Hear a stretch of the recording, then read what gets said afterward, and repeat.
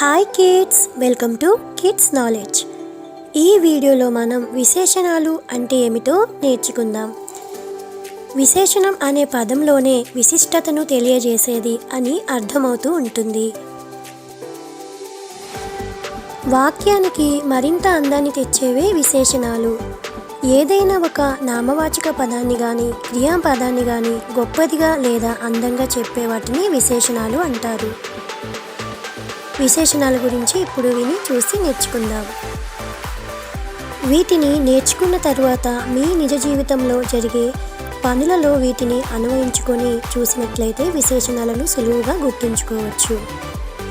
విశేషణం అంటే గొప్పగా చెప్పే పదం అని మాత్రం గుర్తుంచుకోండి, మీకు సులువుగా ఉంటుంది. విశేషణ వాక్యాలు.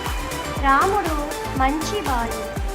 రాముడిని బాలుడు అని అనొచ్చు, కానీ మనం మంచి బాలుడు అంటే రాముడు చాలా మంచివాడు అని మనం విశేషణాన్ని దానికి యాడ్ చేసి చెప్తున్నాం. ఈ విధంగా ఏదైనా ఒక అంశాన్ని గొప్పగా చెప్పడాన్ని విశేషణం అంటారు. రెండో వాక్యాన్ని చూసినట్లయితే, రవి పెద్ద పుస్తకం కొన్నాడు. రవి ఒక పెద్దదైన పుస్తకాన్ని కొన్నాడు. దీంట్లో విశేషణం పెద్ద.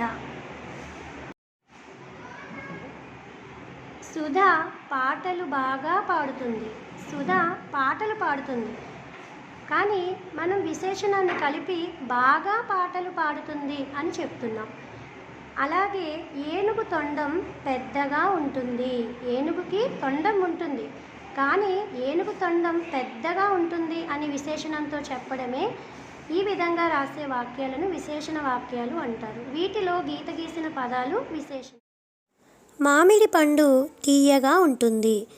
ఈ మామిడి పండు తీయగా ఉంటుంది అనే వాక్యంలో తీయగా అనేది విశేషణం అవుతుంది. ఈ విధంగా విశేషణాలను గుర్తించవలసి ఉంటుంది. ఓకే కిడ్స్, విశేషణాలు అంటే ఏమిటో నేర్చుకున్నారు కదా. వీటినే ఇంగ్లీష్లో యాడ్జెక్టివ్స్ అంటారు. మరొక వీడియోలో కలుసుకుందాం. Bye kids.